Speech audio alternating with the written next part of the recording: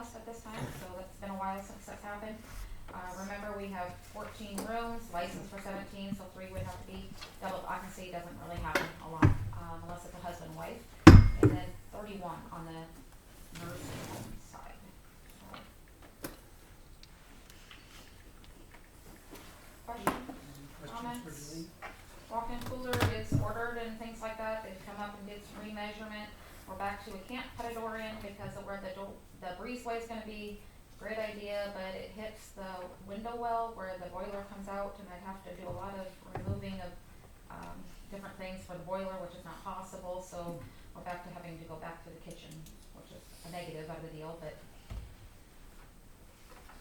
once it gets built, we can think of something differently. But we're expecting April 14th for a delivery date on that. So everything else is going as planned at this time. Any questions for Julie? Thanks, Julie. Julie, Chief, Christine.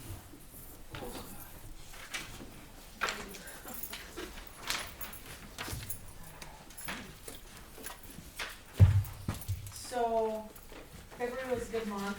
A little busier than January was. Had more traffic stops.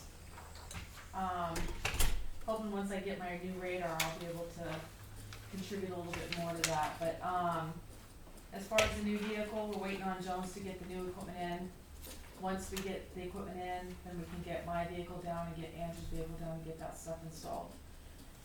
State radios look like they're gonna go in probably next month. I do believe they're gonna start the install on that. Obviously, it's not at our cost. The county's picking up that big, huge bill. So, which leads me into the dog situation. That's kind of stagnant right now. We'll wait till Jeremy gets back. Again, I gotta get with him to find out where we might consider putting the kennel, but I have moved forward with everything that I can do. And now it's just a waiting game on his part.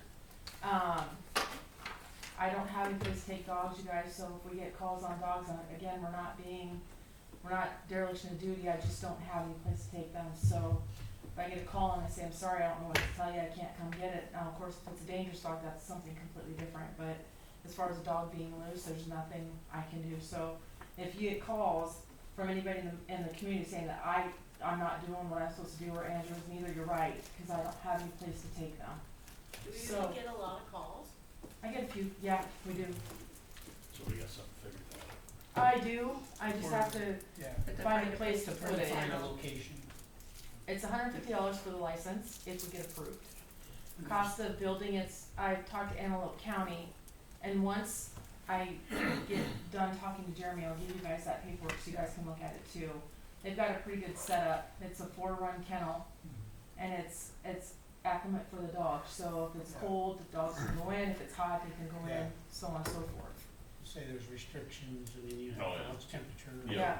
So size and all that stuff. Darcy Weevilhouse, she's the state inspector for kennels. She's gonna reach out to me next week, so we'll go. I'm just gonna do it, and then ask for forgiveness later. But Antelope County said they paid about $1,200 for those 4 runs, and they haven't had to do anything special with them. It's just 4 kennels about 10 feet tall, and a plywood outbuilding behind it so the dogs can go in there and whatever. So I gotta have something because we just don't have a place to put them, and we do Is have. this an employee position, or is this you? What do you mean? If you have a dog that you have to take care of?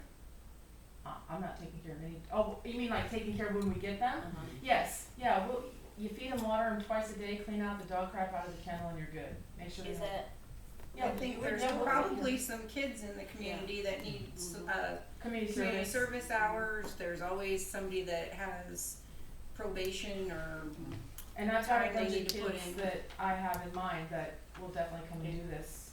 So I think there might be a liability issue if we use the kids at the high school, but that's something we can work out. I mean, we can check and see, but I think there'll be a lot of volunteers that would. What kid doesn't want to come mess with a dog, right? So if you get calls regarding the dogs, know that we normally handle those, and we will. But right now, I just don't have any place to take them. Unless you want me driving all the way to Lincoln or Sioux City or down to Norfolk, and I can't guarantee that they'll take her either. And I'm not going to keep them at my house, so.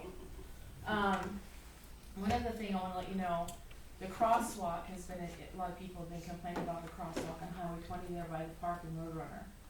I got an email, and there's about $2.5 billion out there for grants to help with crosswalk stuff. So I'm gonna look into that.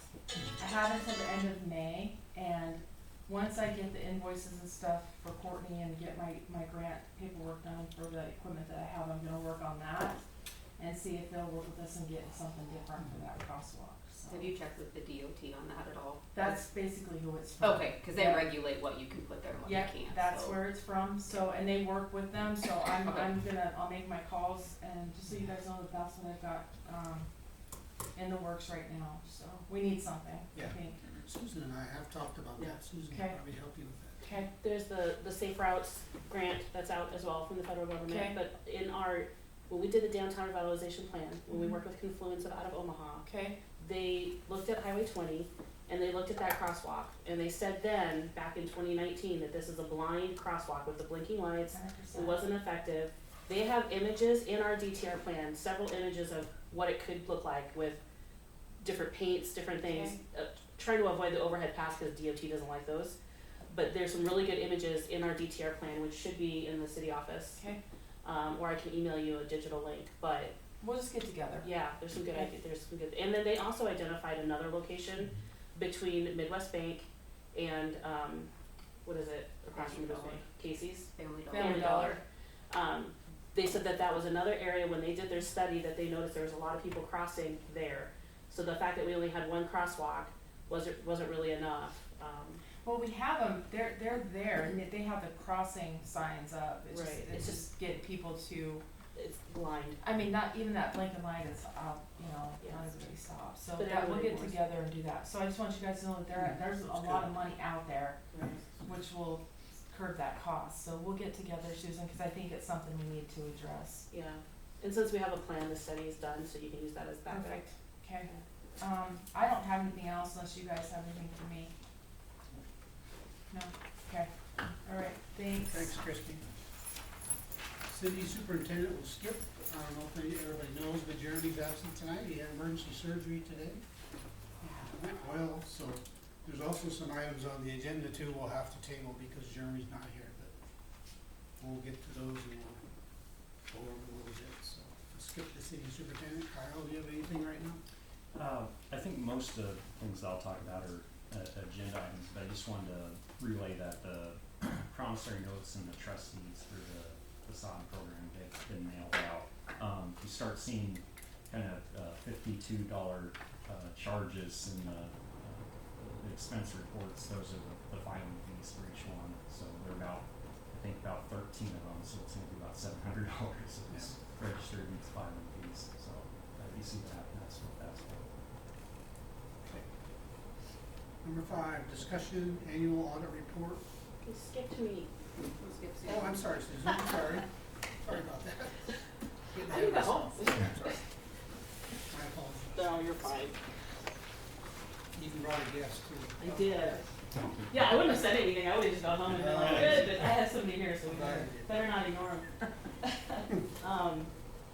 I do have, an image for you, so we did submit the, preliminary proposal for the housing grant. I'm gonna send this around to you. What you're seeing is a 3-plex, but what it will be a 4-plex, and that is the design. So, it did increase in size a little bit, 1,250 square feet, oversized garage, 1 car, 2 bed, 1 bath.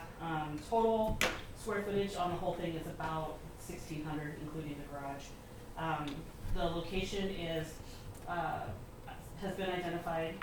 It's up on Woodland and 7th. We got a pretty good price on that. Total project is coming in about $850,000, so our grant request will be $450,000. We did determine that local market study wouldn't be needed, because we have enough information from the last project, so. So the site review goes in on March 21st, and then from that point on, we're working on the pro forma, and then the full application goes in May 9th. In between all of that, we'll be meeting with LB 40. One of the ways that the cities have to participate in the process is to offer match dollars. The state did change the regulations on that, so in the past, we were able to do match dollars with LB 40 as a low interest loan and get that money back. But as we learned with our last 4 townhome project, it is now a straight up donation. We can't get that back. So LB 40 will be meeting here hopefully in the next week or two, and we'll come up with a dollar figure to show match for that. Other ways that the city's collaborated on the project is Jeremy was great about like sourcing the location, negotiating the deal. We have economic development and obviously LB 40. So those things are all in doing a great application for the individual. So those are our ways of participating in the process. I'm going to come back to Community Capital Partners and Slum and Blight because that's what Mark is here for. We did get an approval on our NIFA grant. So PCD is going to cover 60% of the cost. It's about $18,000, and then the NIFA grant will cover 40%. Each individual community will get an updated housing study. These studies have to be redone every 5 years. Keeps us grant eligible. Also helps us identify our market needs, what our targets are. The last one that we had done countywide was in 2017, so we're definitely due for that update. And then we're going to add a few different things to this one. We'll be adding a TIP program, affordable action housing, and then what Mark will talk to you about the TIP program will play into that. Childcare, we had our gallery walk last month. It was really great event. We had 27 providers across the county attend. It was good to get their feedback because while we're working with C4K, and a lot of the surveys that we got back from the individual communities and the counties, the parents are saying they want early childhood education, they want that center-based childcare, but this was our way of reaching out to those home-based daycares and learning what their needs were and making sure we're not forgetting them in the process and what can we provide them as far as dollars, funding, and education so we can offer choice to parents whichever way they go. So that was a great event for that. They did give us some really good feedback. So one of the first things that we did, and I emailed you the flyer, but Norfolk is offering an early childhood conference. We are going to cover their fee. Again, this is an initiative where we have $30,000 to expend over the next 3 years, and this is one of the ways that we're going to do it, is offering them that education. And then they also asked us to continue offering monthly networking. It is a lonely profession. Even though they're very much a business, they're in their homes, so they asked us to help them with networking, so we're going to do that once a month. I don't have an update on the hotel study, just still working on the feasibility of that. On the DTR, we were exploring the possibility of an additional 6-month extension so we could finish the current projects and not have to deobligate some of those funds. Jeremy was going to reach out to Nina about that, but he's not here today, so we'll talk about it next month. On the DTR streetscape and beautification, this is something that Bob and I have discussed quite a bit. We have done the DTR, we have filled the buildings, and now it's time to kind of make it look a little bit prettier. I'm going to try to do this in phases. In the first phase, what you'll see is next month when the KENO applications come out for the grants, I'm going to submit one for $5,000 and try to do flower baskets, those hanging baskets. And then there's a basket sponsorship program that I kind of wrote into my report that you can look at. But I think it's one way to start. And then next year, we'll start looking at other funding sources and then kind of do the trees, the planters, the benches, and the waste baskets and kind of making it very cohesive. I did reach out to Confluence. They did our DTR plan. They're very good at that spatial planning, so I asked for their assistance to help me map out the downtown and make sure we spatially place those things in the right location so it looks good. And as soon as I get those images back, I'll have them to you and then have you guys kind of pick and choose some elements that you really want to see there along with the DTR committee. The biggest issue with the planters is who's going to water the flowers. So, I don't know if some of that KENO money could be used to helping pay park staff 30 minutes in the morning, 30 minutes in the afternoon, because they really do need to be watered twice a day. But I think that the benefit that it brings to your downtown and making that more attractive and walkable is definitely worth it. But, I need to have some discussions with Jeremy about that and he wasn't here, so. Business loans, we wrapped up medical aesthetics. They went through the USDA loan underwriting process, so we're good there. The car wash, we just got an application back last week, so LB40 will be meeting to look at the particulars there. We are going to be exploring the possibility of using TIF on their site. Because there was that old house there, it was torn down and is now a vacant lot. I talked to Kyle Peterson about the best ways to maybe use micro TIF or TIF or something like that, and he suggested that, you know, maybe the best use is taking that vacant lot and building something on it. So here we have a vacant lot that's assessing at $3,000, and we're building a $750,000 car wash on it. So this might be an opportunity where it can help John and Danny, because they are investing so much money into that particular project that they can recoup it. The downtown has already been slum and blighted. It was part of our downtown revitalization process, so we don't have to do an additional study for that area. So it works out pretty well for them. We'll be meeting with LB40, kind of going through that process and then bringing that back to you. So when you see their loan approval paperwork, it will also include that TIF program. So there'll be two things to vote on when you see John and Danny's stuff come back. We also have two additional applicants that we're working with on the USDA funding. One is a alumni coming back for a law practice, which would be great for our community. The other one is confidential at the time, but we did get a 1-year extension to exhaust the remainder of our USDA IRP funds, which is great because now we can use all of that up. The other big thing is auto parts store, obviously, is going out of business here in town. They had a lot of damage to that building, especially with the front face falling off. I did talk to several business owners in town, and the hardware store is going to increase their line of auto parts for just like the general public. They did their due diligence. They reached out and spoke to Stein Krause and Hoppet Repair and Getzinger, and those entities really get a lot of their parts delivered to them because you don't know what you need on a daily basis. Those come every day from CarQuest out of Neely and Norfolk, or Freightliner out of Norfolk. So there wasn't a need for her to carry those commercial auto parts, and you really almost need a parts person as well to be hired so that person knows what to get when these people are calling for them. So being able to carry the local line that an average consumer like us would need is going to help us out, and those businesses are okay continuing to use the supply chain that they already have. So that is, we really aren't targeting another parts store for Plainview because of that. So if you hear things in the community, just know that the hardware store will be carrying things that we'll need. And then I'll go back here to our Community Capitals project. This is Mark Otto with Community Capital. Mark reached out to Jeremy several months ago. They have a very ambitious project to build single-family ranch-style homes across Nebraska for about $275,000, utilizing the rural TIF program, and that's how it makes it affordable. One piece that we'll have to do in order to qualify to use that rural TIF is the slum and blight study. So because we're going through a new housing study, and we recently completed brand new common strat plans for everybody in the county last year, we used 5-Roll because 5-Roll did our common strat plan, so they have all of our information already. And they're also doing our housing study. So they agreed to do a slum and blight study for Plainview for $5,000, which normally would be much higher, it would be 10 or 15. So it's a necessary component if you would like to explore their project further, but it also helps us in some other commercial and housing development. The state of Nebraska does require you to have a TIF program and a slum and blight study on file in order to use it. And so I have brought Mark here to talk to you about the project that they're really envisioning for Nebraska. We have given them some lots that we've identified, but then also to answer any questions you have about the slum and blight and or TIF process, because I know enough to be dangerous, but I don't have all the information, and Mark does. So I will invite Mark up here. Susan, can I ask you a question? Yeah. Before you get started, can I ask you a question? Thank you. I let him in, so I'm gonna talk to him. Yeah.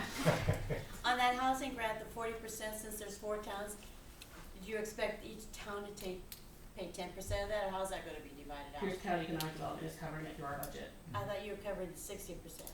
We're covering 60%, and then the other 40 is coming from a grant from NIFA, Okay, the Nebraska Investment Housing Authority, Financing Authority. So we got a grant for the other 40. okay. The only thing that we're gonna ask you to cover is your portion of the slum and blight study. I'd rather cover the 10% myself. Well, that would be the full 5,000, Susan, the slum and blight. For you. Yeah. Yeah, every town will be 5,000, and, yeah. PCD, we're just running low on money because we paid for a lot of other things this year, you know, that's not countywide, so, we did the housing studies and we felt that that was the biggest bang for the buck, but, we're gonna come back and ask communities to help with the slum and blight.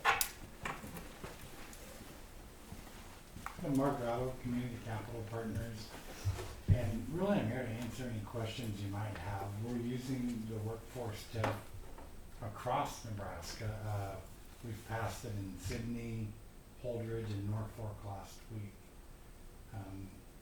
It's a path where, normally you have a standard TIF. You have to have the expenditures to utilize the TIF. On a workforce TIF, the house has to be under 300,000, excluding the land. If it's a rental, I believe it's 235. You have to be under, and it just allows you to use the value of the product, and then that bases your TIF line. So you're not out of your original tax dollars. You're going to wait the years for it to capture in. Our objective is to put 1,000 homes in Nebraska. We think Nebraska has struggled. We know it has. I think there was 8 counties or something that grew throughout the last census, and if we don't, you guys are one of them. So, but otherwise, it's struggling, right? You get out of state and it gets tougher. And what we're able to do, if you take the cost of 300,000, that's almost an impossible number to hit on a house that people want. I talked to a developer last week, and he goes, out of Columbus. He goes, oh, it's great. This company came in 10 years ago. They put in these really modest homes. They couldn't sell them. People didn't want them. And I'm a pretty firm believer in elevating the community. I think everything you do, you want to look at the 50-year or the 100-year and say, okay, what do we need, but also what makes us a better place? And so the workforce TIF is really, we think, the best avenue for that. And it does help you look at lots. When you're doing a subdivision, the regular TIF kind of works itself out. Holdridge, we're doing a street and a cul-de-sac to put in homes. The TIF would have probably covered there. But when you're picking incidental lots, and what the objective is the developer, the builder in this case would probably be our Perry Construction out of Sioux City. And they really don't make any money. They build the house, they turn it over, and they're banking on the TIF. They come from the development side in multifamily, so they get the long game, and they're willing to play that game. But it's a long-term investment, not a burn and turn, which makes a price for houses are sellable. And I would note the cost to build a house is up 30% in the last few years. The interest rate going from 3.5 to about 8, raised that payment about 70%. Just read a thing this morning, Nebraska's insurance on a home is double the other states. I'm guessing that's a hail factor. And property taxes are what they are. So there's several factors that makes it tough to add homes in communities. And it's not just here. That bill was passed or written by Senator Wayne for North Omaha, was kind of his thing to bring more homes in there. And it kind of got neglected.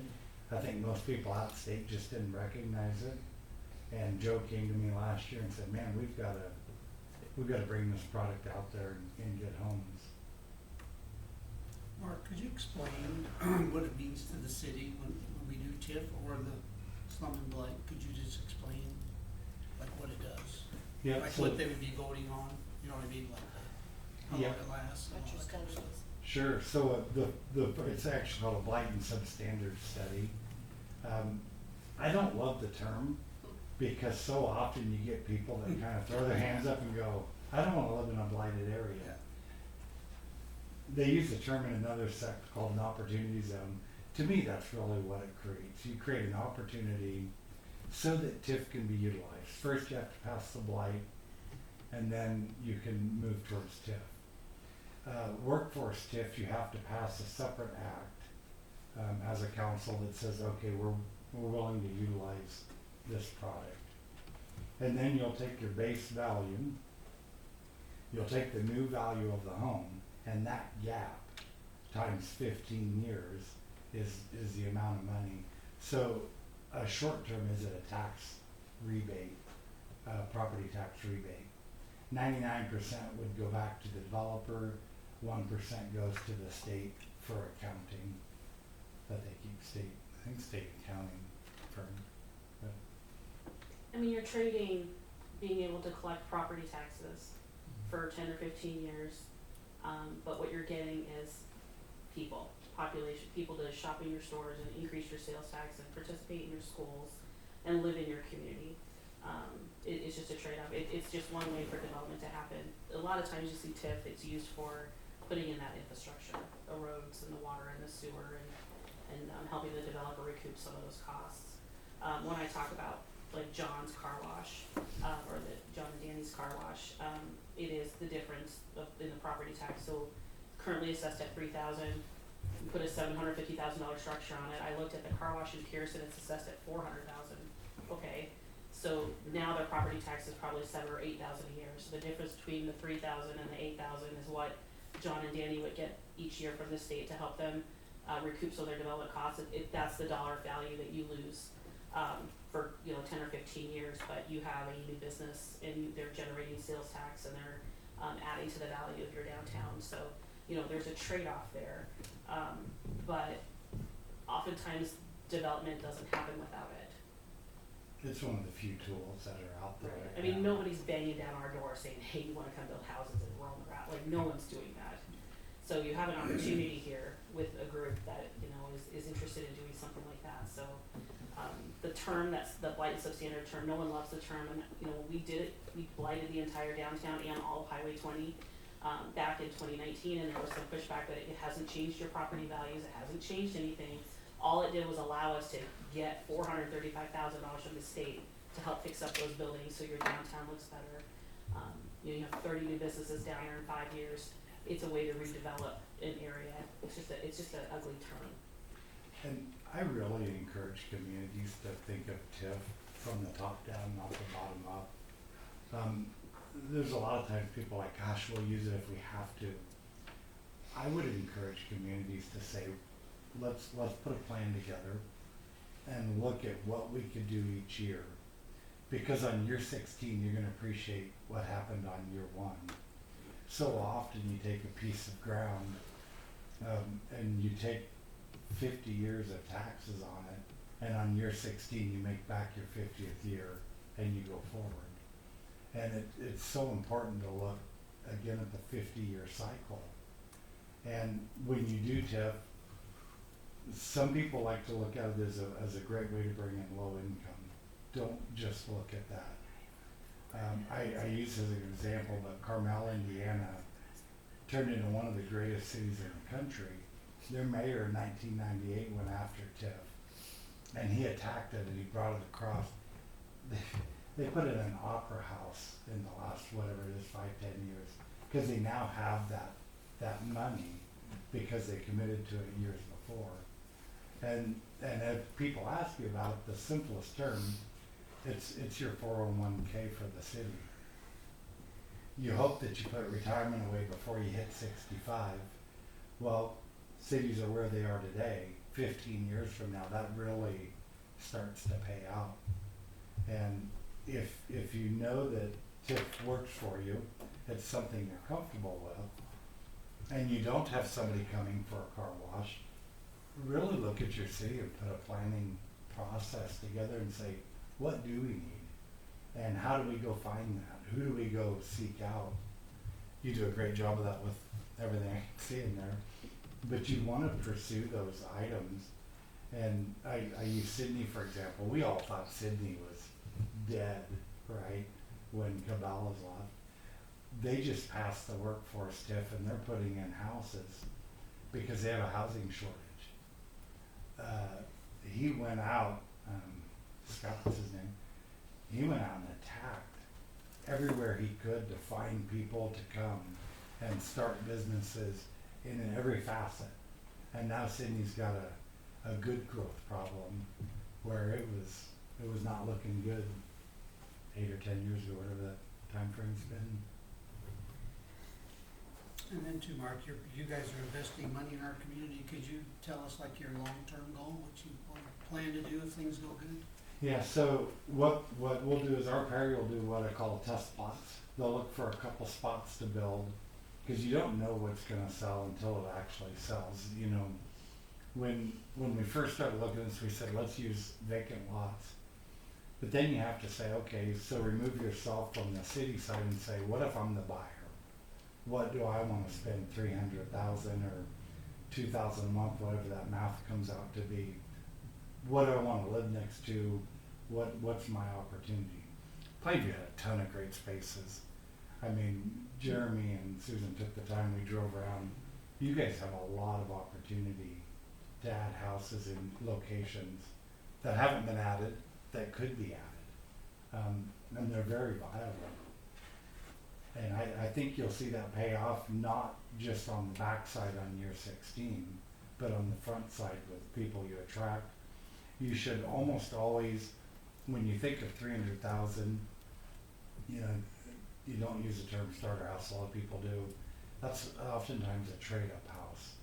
That's moving somebody up from their product, maybe out of a rental, maybe out of an older home to that, which opens up another home.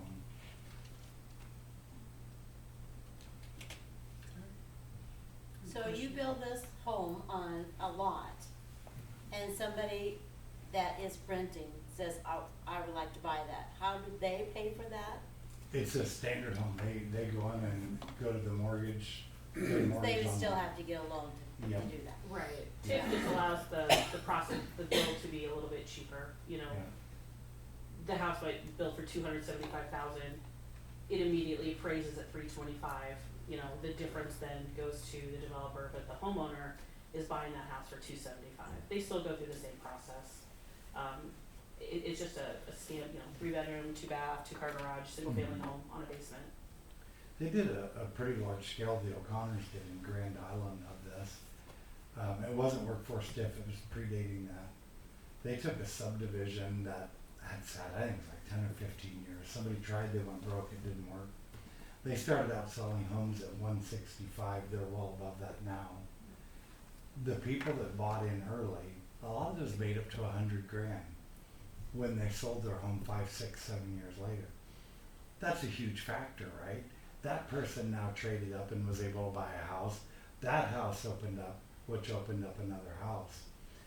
I think when I talked to Shania, there was like 347 homes in 10 years roughly, which that's huge, right?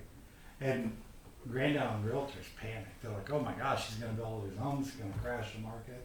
It didn't at all. It created a cycle that helped everybody move onward and upward. I think by comparison to, you said, so Grand Island has built 300 some homes. Last year, Kearney, which is, you know, kind of their twin, built 28. That's the difference. And Kearney's got Straskas there who are big builders. What size of lot was this again? It was a certain size, wasn't it? Originally, when we engaged with Mark, it was like they were kind of interested in infill lots 60 feet wide. Yeah. The depth didn't matter, it was just sort of 60 feet wide. Yeah, I So don't know if that's what it still is? Yep. Okay. And it, you know, if you get past this point, hopefully those homes come in, they sell quickly, and our parish says, okay, let's take a commitment. When you look at bringing in some development, and I'm speaking a year or 2 or 3 down the road, really focus from the city if you can on the smaller lots. When you look, and I know people love the big lots, but when you look at the long-term expenditures of all the infrastructure, the street and stuff per lot, it's a much better 50-year plan for a city to Density. tighten them up. Density is important. much easier to afford than sprawl. Yeah, and if you say, geez, we just want more than a 60 by 110, go deep, you know, not wide. Most people don't use their side yards that much anyway. And so, did I understand it correctly, you guys come in and build a couple and? Yeah, I think their plan is to do 2. It was like 2 or 3, and then if those sold within, you know, like 4 or 5 months, then in the next cycle, they would open up more, because obviously we would have a market for it. And that's their real objective, is just to see if it's a viable market for them. Because the last thing you want to is 3 homes sitting on the market here for Right. a year or more.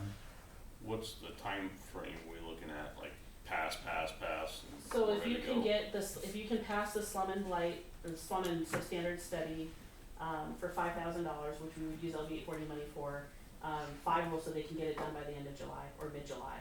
And the only reason it would take that amount of time is because there's some public hearings that have to happen, so you have to time out the public hearings. But they can get you can get that blight study done by July, which then offers opportunity to them to, if they wanna get going, they can. Yeah, and I would think if the blight passes in July, you would have to pass the TIF the following session. So you could maybe be building in September or the end of August. And, you know, they're just getting rolling this right now. Sydney's gonna be their first launch and Holdridge will follow. They should have a house down in about 4 months in that time frame as they, you know, as when you work away from your home base, it takes a little bit to get your rhythm, but Since we already did do this slum and blight opportunity thing, do you think the study would take less time since you already had a base to go by, or do you have to start your own study? It's totally different. The downtown, was for downtown revitalization, to revitalize downtown. So there were boundaries drawn on that blight, and it's literally just the downtown and its feeder streets, and then, or Highway 20. That's it. None of the residential areas were touched. So this is just for residential? We would have to be, capturing some areas in residential, and part of the study, locates those areas of redevelopment, we call them redevelopment areas, identifies those areas where the building should happen, where it would naturally fit, and then you can utilize that program there. And Jeremy has a plan too. I mean, he had another plan in mind for the city that this fits with, but he's not here to talk about it, so, the communities that utilize it are the ones that are taken off. The communities that don't are the ones that are, you know, if you keep doing what you've always done, you're gonna get what you've always gotten. At some point you have to reinvest in yourself. And it's worth noting, you know, like with our period, they're working across the state. And it sounds cool, but everybody's competing, right?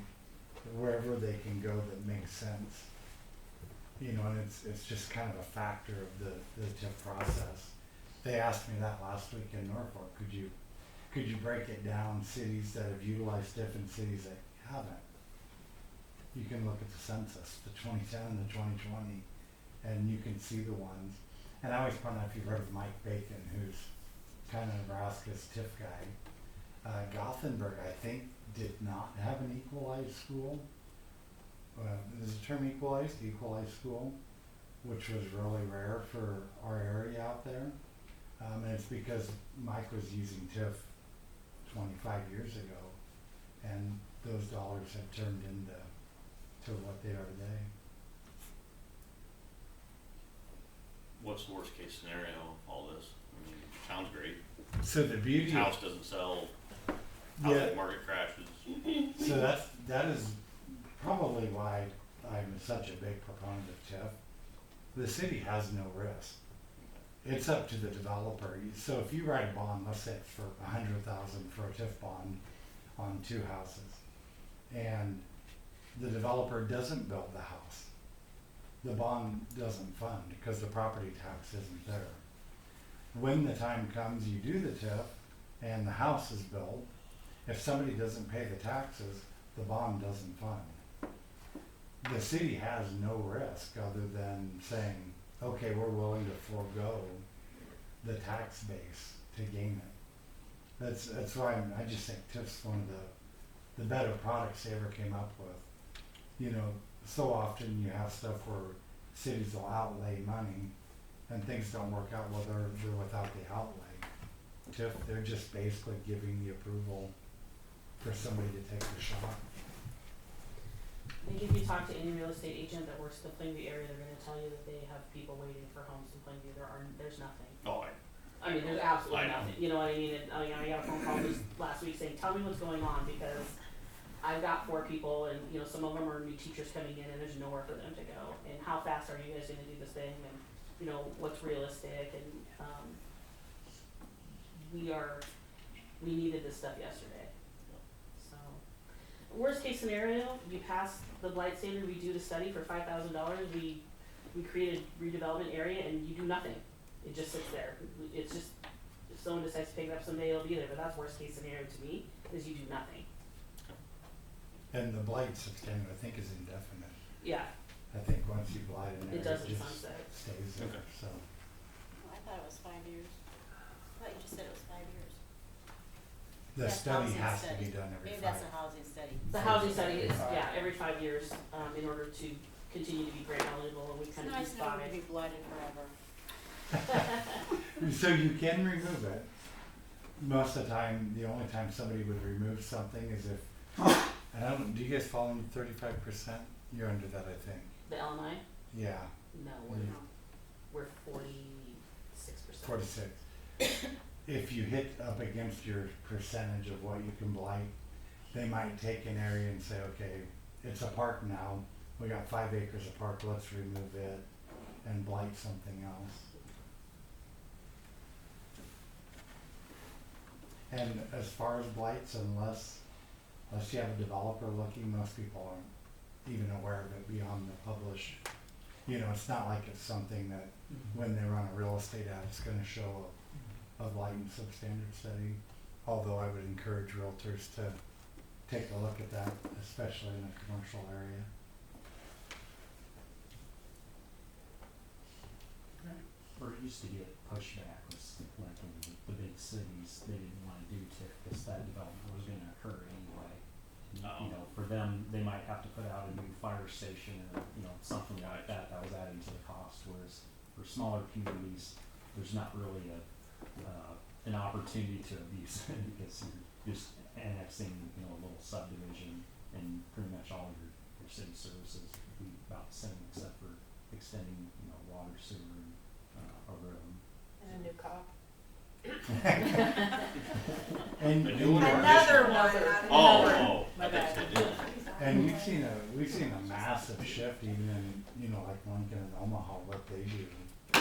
They're using extreme blight, much more effectively now, which is a 20-year TIF. Norfolk passed an extreme blight, so when you look at the cost of everything today, the factors just keep pushing. Hopefully that'll neutral out one day, but it's gonna be a tough 5 years, probably till the next election. For those, can you say what TIF stands for, Tax increment financing. in case you guys wanna know what we're talking about? Then the key word's the increment, right? It's the gap from the base tax to the final tax. Okay, any questions? Thank you very much for coming, Mark. Yeah, thanks for having me. Thank you. Okay, we're done. We can go to number 5, which I believe in the table is that right, Courtney? Yeah, I have not got the audit yet from Kyle. He was hoping to have me a draft copy today or yesterday. I didn't get anything, so, I'll have to have it sent in by the end of the month to the state, but I'm hoping he can come next month and present it to you guys. Okay. Good. Number 6, proclamation of National Library Week, April 7th through 13th, 2024. And I get to read this, National Library Week. Whereas libraries offer the opportunity for everyone to connect with others, learn new skills, and pursue their passions, no matter where they are on life's journey. Whereas libraries have long served as trusted institutions, striving to ensure equitable access to information and services for all members of the community, regardless of race, ethnicity, creed, ability, sexual orientation, gender identity, or socioeconomic status. Whereas libraries adapt to ever-changing needs of their communities, developing and expanding collections, programs, and services that are as diverse as the populations they serve. Whereas libraries are accessible and inclusive places that promote a sense of local connection, advancing understanding, civic engagement, and shared community goals. Whereas libraries play a pivotal role in economic development by providing resources and support for job seekers, entrepreneurs, and small businesses, thus contributing to local prosperity and growth. Whereas libraries make choices that are good for the environment and make sense economically, creating thriving communities for a better tomorrow. Whereas libraries are treasured institutions that preserve our collective heritage and knowledge, safeguarding both physical and digital resources for present and future generations. Whereas libraries are essential public good and fundamental institutions in democratic societies, working to improve society protect the right to education and literacy, and promote the free exchange of information and ideas for all. Whereas libraries, librarians, and library workers are joining library supporters and advocates across the nation to celebrate National Library Week. Now therefore be it resolved that I, Bob Smith, Mayor, proclaim National Library Week, April 7th through 13th, 2024. During this week, we encourage all residents to visit their library and celebrate the adventures and opportunities they unlock for us every day. Ready, set, library. Thank you, Bob. Magic can still read. A lot of work. Whereas, True challenge. Okay, number 7, opening and possible acceptance of bids to Hay Lagoon and Transfer Station. You want a drum roll? Wow. Nice. You doing the lagoon first? Lagoon. Got my letter open. I was gonna bring one too. I have a knife, you want it? You? You wanna use it?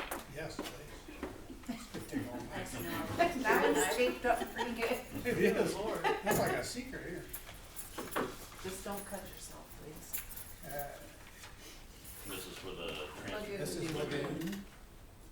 I, Tim Johnson, give a bid of $1,059.50 for the 9 acre of hay ground, part of Southeast Section 4, T27 R4W, which is Lagoon. I think that's it, okay?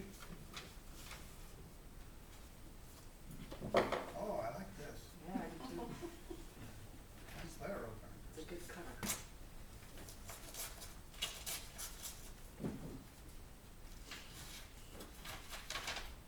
Okay, I, Trenton Tar, will bid $127 an acre for the hay ground around the new lagoons. How much is that? 127 times 7, is it?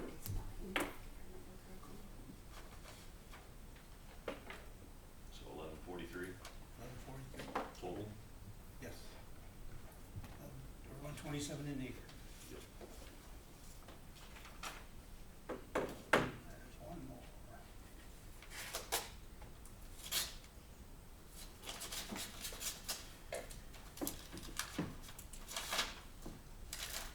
Gee. I would like to submit a bid for the hay ground by the City of Lagoons of $111.11 an acre, or 1,000 total. Brandon Myers.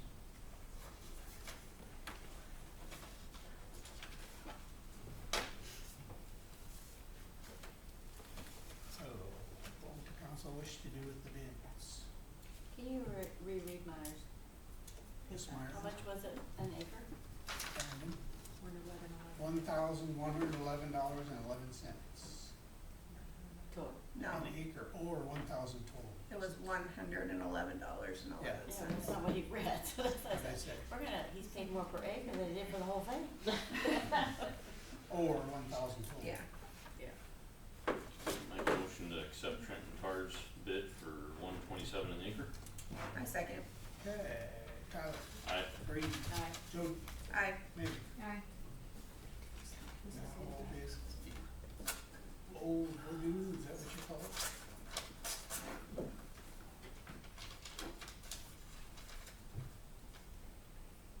Okay, Old City Lagoon bid $165 per acre. Pete Goobles.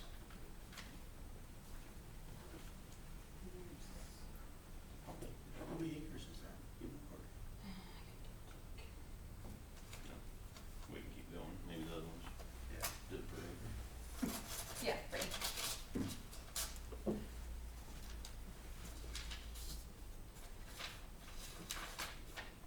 Lyle Lingenfelter, I submit a bid of $242 per acre for the 17 acres, more or less, in section 27-4. Total of approximately $4,114. This bid is for the parcel of Old Lagoon Ground next to the transfer station. This bid is for the 2024 growing season. So that's pretty good.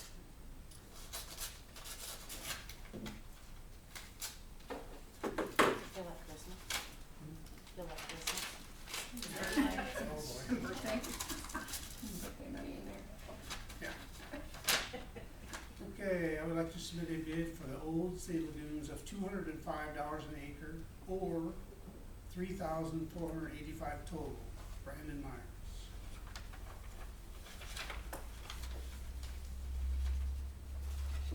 And one more.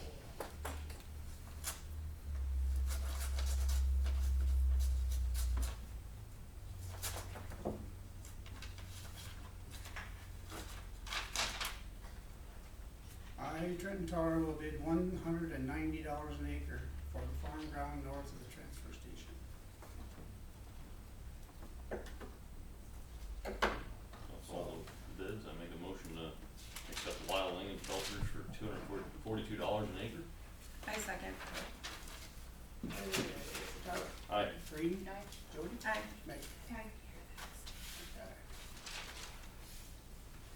Okay. Number 8, discussion action approval of hire for seasonal park help, Rex Dooner. From what I understand from Jeremy, he said Rex is just gonna mow. Yes, he just That's wants all to he's mow. gonna do is just mow, mow, mow. Which is a mow. lot. Yeah. He We loves shouldn't mowing. just say just mow. Well, No, that's all he's gonna do he's is not I know, but there's acres of mowing. Well, But he's not gonna be weed he's not whacking, gonna he's trim not, or nothing. yeah, he's just mowing. gonna That's mow. cause we got Zach. Yeah. We'll have park kids this summer. Just gonna mow. Yep. Only mow, just mow. He's gonna just mow. Well, I make a Make motion it sound to like standing approve the hire of seasonal park help Rex Doomer for the 2024. I second it. Okay, Tyler? Aye. Green? Aye. Jody? Aye. Meg? Aye. Number 9, discussion action approval of wage for seasonal park help. And I believe Jerry was talking about minimum wage of $12 an hour. I was just gonna start him at minimum wage $12 if we wanna change that. If it's any different, we later. can revisit it. We can revisit that, but Doesn't have a hard time. I'm pretty sure let's wait till we No, just gonna mow. yeah. I'm making a, just for mowing. I'm Trimming is making extra. a motion to approve the wage for seasonal park help of $12 an hour. Second it. Okay, Tyler? Aye. Green? Aye. Jody? Aye. Meg? Aye. Okay, and number 10, discussion action possible approval of wage increase for James Rowell. I think we're gonna table that too because we're not sure of what Jeremy's intent was. From what he talked to me, I don't think it was because he got another, like a certificate or something. I think it was just because he's going above and beyond Good. his job duties. So we can table that till next month when Jeremy's here to say more about it. And number 11, discussion action ordinance number 995, advisory board, consolidation of park and pool boards. Did everybody get a chance to read that over? I just have one question. You have to be a resident, you can't have anybody on this board that lives in the country? No, cause it's a city board. Oh, okay, that's, Kyle, you got anything to say about it at all, or you? No, just, that is my understanding that they kind of felt like, or there was a feeling that there was a lot being put on these kind of small boards and that, maybe it would be helpful to turn them into advisory boards so that the council ultimately is making decisions and they're just making recommendations. The way it is right now, it's like these two boards kind of had autonomy, to do those things and while that sometimes works out well, sometimes you're kind of overwhelming folks to make those decisions. I know the pool board had a bunch of stuff listed that they have never ever done, like, collect money and do insurance and, it was pretty outdated. So, this would combine, I believe there's 5 on the pool board and 3 on the park board, so There's 4 on the 4 pool board and 3 on the park board. so we'll reduce it down to 5 total? Yep. Yeah, we're on to 5, so. If approved, my job will be to contact everybody, make sure they wanna stay on this board, and then if there's more than 5, I'll put 5 recommendations forward. But I wanna contact and make sure, maybe somebody wants off, or, Yeah. I think if we, do you remember, Kyle, if we pass this tonight, don't the other boards become? Yeah, so basically this code section replaces one of the, code sections that created one of the boards and then it outright repeals the other one. So if you pass this, they go away and there's just an advisory board. So, when I would bring that forth, we did that next meeting, I could bring forth 5 people, and then, So do you wanna pass this tonight so you can talk to him? Well, we can, I'm okay with it, unless you guys wanna wait, and Courtney and I talked about, maybe we should wait till the end of the season. Cause you're getting into hiring kids now. Yeah. So that's gonna kinda really cut it close if you're gonna make a new board. And I try to have kids hired next month Yeah. at the meeting, so we So can they get them can- ready by May to Yeah. work, so that's really cutting it close to get everything done before the summer starts, so. I know something like, once the summer's over, you wanna pass this, and then when you're in the off season, it's not much of a big deal if, Yeah, you're shifting people around on boards, cause they don't have much to do after the pool closes and stuff, so. yeah, we talked about doing it in the fall, after the pool closes. So can you pass So- this now and then? No. Change your boards. No. We can just table it, can't we? Yeah. That'd be the best thing to do. That'd be the easiest way. The other option would be having delayed effective date. Yeah. Why don't we Yeah. just wait, We have enough paper to keep track of. put this in your schedule for Table it. September, October, September, later. yeah. Yeah, It's a good idea though. Yeah, I agree. absolutely, yes. Okay, so number 12, discussion ordinance number 996, league model ordinances. I had sent a list to Kyle, they're all in there for you. He said all of them, I believe you told me all of them looked like they were good, so, if you guys had questions on any one, these are just things the legislature passes, every year. Usually most of them apply to us, some don't, but most of these are, Well, it's just, She did. I have it up to the book. We What? have them already, didn't we? In the last back? year's. no. You get them every year. We won't get into public passions. There was stuff in here that I added to the book. It says 2024. Correct, I updated it for an ordinance that we passed, Yes. not for this Your though, book? it's not for the model ordinance, Yeah. No, I know. it's for something different, Yeah. so, Yeah. I mean, I guess the thing is, if you guys want to add all these, then you have to bring a formal ordinance back that would list where they would go in the code book essentially to pass them. And we've done that before, it's just one ordinance and just lists that it's into this section, so. Everybody get a chance to look through. I mean, you still, Tyler? you still have to follow them, it's just, it's nice to have them in your code book, so Yeah. people know that you do follow those. I mean, we can't go against property tax rules, I mean, that's kinda, And they're No, we're usually, not gonna pass them. yeah, you have to do them anyway, so. they're usually always things too that they just modify it. Yeah. Change your word too. What do you want us to do? What are we doing? So we just, It's just. if you guys want them, we'll just do a formal Yeah, ordinance do a next, formal Yeah, ordinance. that's fine. next month, okay. 13, discussion action approval of fireworks Crown Days, June 1st, 2024. They're outside your fireworks season, so I better make them legal. I already paid for them, so that's too bad. We're blowing them out I'm there. like, no matter what. Because they're going up. Right? What time are you doing it, Courtney? I think 9:45 is Alright. when they start, or when it gets dark out, so. I make a motion to approve the fireworks for Clown Days, June 1st, 2024. What time was that, Courtney? 9:45. Dark time-ish. Second. Tyler's got a second. Tyler, Aye. Green, Aye. Jody, Aye. Meg. Aye. Number 14, discussion action resolution number 697, street closures Lincoln Avenue for Plainview Public Schools. Mr. Schmidt sent me his schedule for track and football next year, so you know when he wants that street between the ball fields. That's nice to have it all on one piece of paper. So, I move that we accept resolution number 697 for the closures of Lincoln Avenue for the school as written in his paper. Second that. All right, Tyler, Aye. Green, Aye. Jody, Aye. Meg. Aye.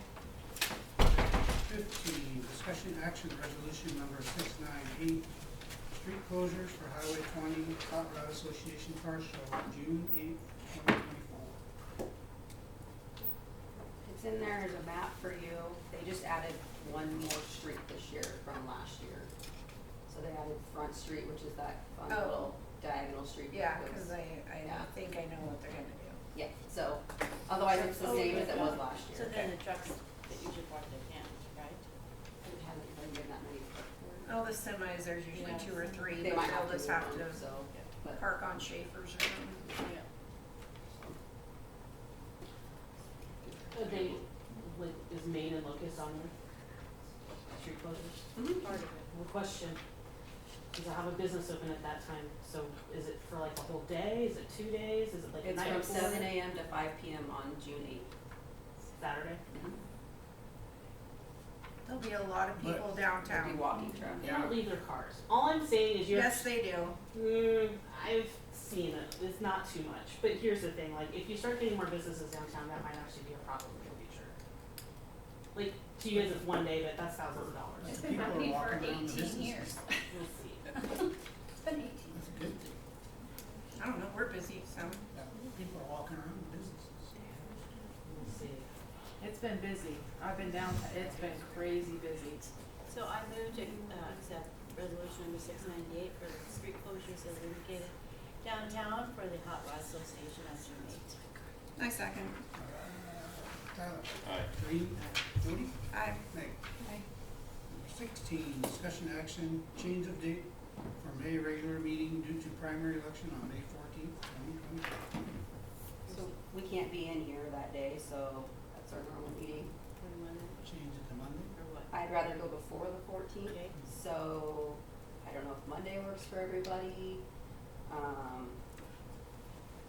I'd rather not wait and go to the 21st, that makes paying bills a little bit late, so, As far as I know, 13th's fine with me. okay. If anybody else, any objections? Sound good? Meg, you good with having it Monday night instead of Tuesday? Does that work for you? Okay.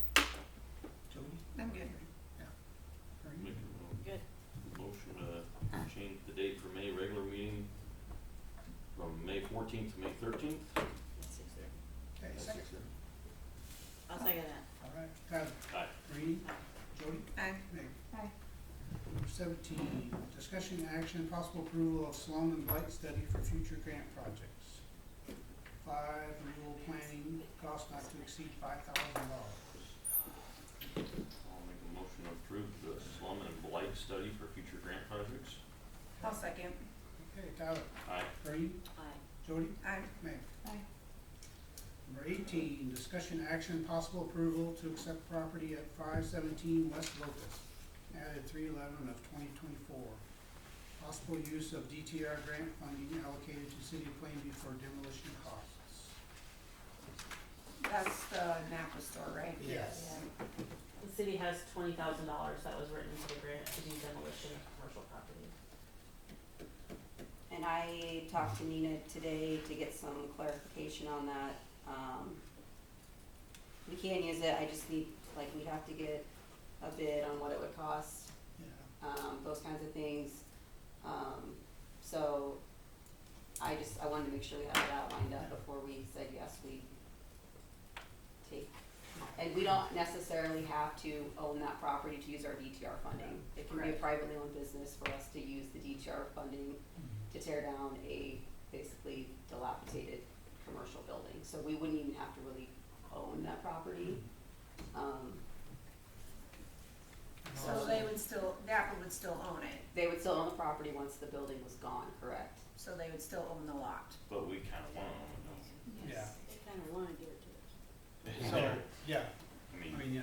So I mean, it sounds like either way, even if we own the lot, I just don't know what's the quickest way for us to Right. be able to tear that down, because do we wait to do a real estate, Can because we our get grant bids funding while is. we're getting it gifted Yeah, we to can, us? we can get bids, we're While gonna have it's- to for While the it's DTR. getting it gifted to us? Yeah, we don't So know. that once it's gifted, we can just be like, okay. Well, in order to use our DTR, she needs to know, like, if it's a contractor, you have to know what the bid's gonna be, they have to do notice proceed, all that stuff, so if there's some paperwork to go through if Yeah. we're gonna use DTR funding. Okay. And if So it's a- either way, we're gonna need to get, an estimate of what that's gonna cost to tear down. Okay. Yeah, if it's a contractor, we have to do something else. Yeah, there's extra Sound like a steps, formality. so, It'd be nice to get it done before Clown Days and Hot Rod and all that. well, our DTR funding right now is done in May, so it would have to be done Yeah. before then. Good.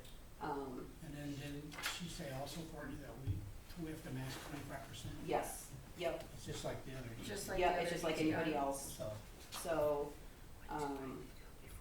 those are some things that, you know, we'll have to work with NENED as far as stipulations on that, but So the only downside is working with NENED. not yeah, they've been so better. much, they've been better, Okay, yeah, cause it they've was been not. better. So, I mean, I don't know if we necessarily have to say that we're gonna get that, we're gonna accept that property as our own, like right now, I don't know. I mean, just that don't was- wanna tear it down and then they go, Yeah. oh, well, we wanna keep it. No, I know they don't, they Why don't don't we wanna keep keep I it, think we should open Yeah. all we No. can. I think we should pass this, so, Yeah. yeah. so we own it, so we have control. Mhm. And demolition will, that'll work out. Either way. Those are nice bricks, I somehow know I like to save those bricks, sort of.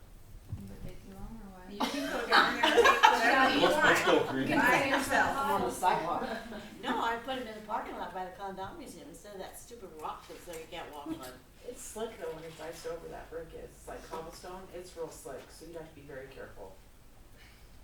Okay. Just sharing So, that big, I guess I wasn't 100%, are they just, they're not going to, they're just essentially giving us the property, like they're not charging us I think anything, so, like? I'm not Is that for in sure, writing though? that's the way it sounds. Yeah. I mean, we almost need something in writing that Yeah. says, Contract or writing. even like $1, like, you know, Yeah. like just something that says that they're Agreed. giving us this property. Well, that's what I was wondering is if we just, pass something to accept a deed from them. Yeah, And then we can at least get that Okay. file, so when we come back next month, Right. we're the property record holder. So we just basically need to say, I make a motion to accept a deed from the property owner at 517 West Locust Yeah, and pay any Perfect. filing fee. and pay any filing fee associated with that. Second, Okay, Tyler? Aye. Green? aye. Jody? Aye. Meg? Aye. Number 19, discussion action possible appointment of special prosecutor for ordinance violations added 3/11/2024. So I was working on this to try to see if I could convince the Pierce County attorney to do these prosecutions so that, you know, it's kind of hard when, you know, you get a case like, something that needs to be prosecuted and then I get in my car and told him to drive all the way to Pierce and then drive all the way back and sitting there waiting for the case being called as opposed to the county attorney just adding another folder in this case and then he pulls it out in, 10 minutes and he's done with it. I haven't been able to convince him yet, but I'm gonna keep trying with that, cause I think that's probably the most cost-effective way. Did he Uh, answer? What's that? Did he reply back? Yes, I've spoken to him twice. I thought the first time that I was gonna get him That's talked into amazing. it, but You got some kind of poll. I haven't been able to do it yet, so hopefully, that can happen. Cause like I said, I think that's just the best way of doing it, cause if he had like some type of nuisance case and you get a $50 judgment, it'd be a lot better, So paying a you're little bit just for talking that. about things in general, you're not talking about any certain case? No, just in general to make prosecuting, municipal ordinance violations much more cost effective for the city. So Kyle, when we write our tickets, for the nuisance properties, burn ban, things like that, open fire, do we have to put it on like a formal complaint through the state, or can we use our tickets that we have generated for the city? I believe you can still keep using those citations, it's just when Okay. someone refuses to pay, you gotta go to the court for assistance on that. Okay. Cause I have some Yeah, sitting in a folder that need to be prosecuted, so, and I talked to Ted too, just maybe after the meeting we can share stories, 'cause, Okay. We could Yeah. have one of those coming up. A case, yeah. it's possible. Kinda. But I have nothing for tonight, I just wanted to Yeah, add it to I the just agenda, wanna just make in sure case that, I had something secured and you can vote on it, but nothing's Sounds good. in concrete. So we need some action, right? Yes. Or do we have to You wait can till just that? pass over it. Okay, all right. We'll talk about it next time. Yeah, as soon as he agrees. Number Hopefully. 20, discussion action, bidding at sale of 107 South First Street, Plainview, Nebraska, and ratification of acceleration and default, added 3/11/2024. So this is a deal where, we had, a promissory note, that was forgivable if it was resided at, and apparently, the person no longer resides at the residence. I sent a notice to accelerate the promissory note for failure to live there, in January. And then basically there was a 30-day cure period which lapsed, so then I sent the notice of default and, filed it with the Register of Deeds. So the next step would be a sale of the same, and, when you sell property subject to a deed of trust, the creditor, you can place what's called a credit bid. So like if you're owed 20 grand, you can place your credit bid and you don't have to throw in any extra cash. And then if someone else comes in and says, okay, I bid 21,000, they gotta put in the full 21,000, and then the credit bidder, if they wanna go up, say 22,000, then they just throw in an extra two, cause you have your 20,000 credit bid. So I just wanted to get direction, from the council. If that's all he wanted me to do is place a credit bid, 95% of the time when you have these foreclosure sales, it's just a credit bid, no one else shows up. But hopefully it doesn't come to that. So I also wanted to see if anyone knew Ms. Hart, or any way to get a hold of her, because it seems like I'd like to avoid a foreclosure. All he's got to do is basically return to the home and use it as your residence. Back here is the default, but She responds to me, just. so do you want me to have her reach out to you, or, I mean, what do you want? Just, if she just move and make Okay. that her primary residence, that cures the default. Okay, She's still around, Christie. I've got her phone number, and she's really good about responding to, my phone calls and messages, so. So, We'll wait on that too. I was just wanting, if there could be a motion to, ratify the acceleration of the indebtedness associated with that and the notice of default, and then to provide that if it does go to a sale, I just place a credit bid and that's it. Can I say I so move? That sounded really nice. Did you get that? Okay, second. I'll second that. Okay, Tyler. Aye. Reed? Aye. Jody? Aye. Nate? Aye. Okay, 21 council comments. Anybody got anything? Shows more about the letter. Just curious. Yeah. Okay. Yeah, we're done with it. Or you That can put it one's the all- same place I put mine. Yeah, Just, I talked to said person. Yes. So, it's been solved. I will look forward to the police handing these cards out, however, What'd you say again? I will look The forward to the cards. police Yes, getting a thank report you on for these. the cards. I mean, they won't get a card if they're not doing what they're supposed to be doing though. Well, this is No, so no. that you don't get depressed by always saying you are doing something wrong. It gives you a chance to be positive. So I'm that's- positive all the time. She's always positive. I know. Even when I'm getting told I'm fat and old.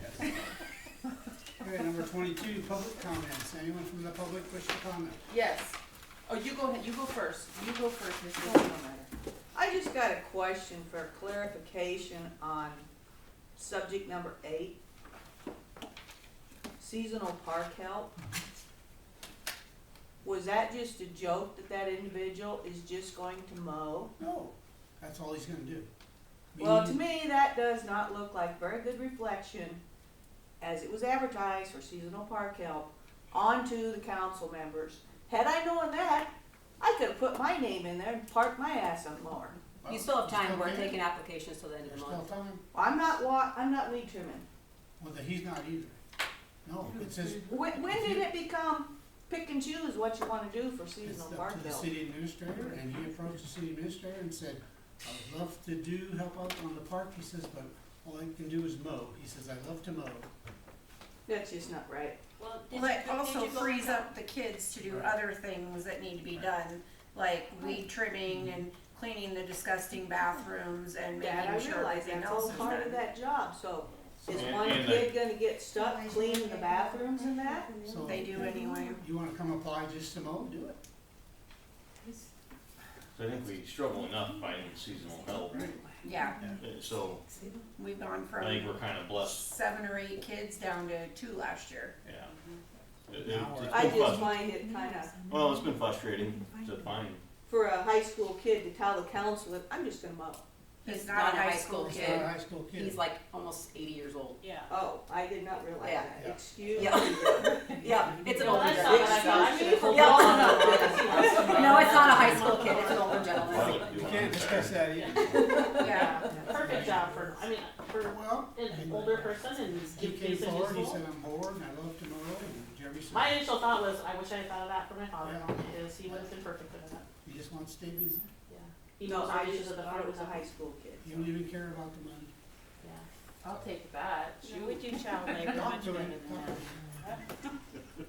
Christie, what did you have? Okay, so I was gonna bring this up when I was up there, and I tend to forget things when I don't write them down, but if you guys don't know, there's gonna be a special speaker at the high school. His name is Jade Martin, he's from Colorado, and he is, highly involved in DARE, and, I believe he was a state patrolman out there. He's gonna talk about effects of social media on our youth.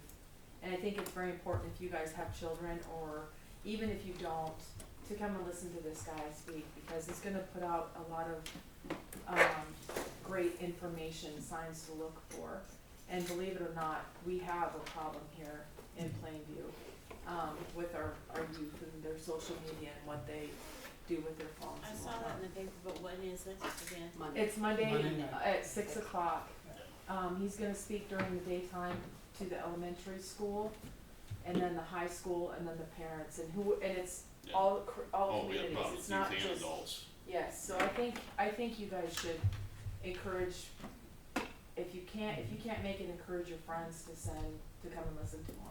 I think it'll be, I'm gonna meet with them during the day, cause I've got a couple things I wanna throw at him, but, I think you guys should take the time to go listen to him. I mean, I don't know how many kids don't see walk Yeah. around with their phone in their hand, mine included, so, Yeah. I mean, it's important, so. Thanks for bringing that up. Yeah. Anything else? Okay, motion to adjourn. Motion. I don't know. Okay, Charlie, Aye. Green, Cody, Aye. Meg. As she was going,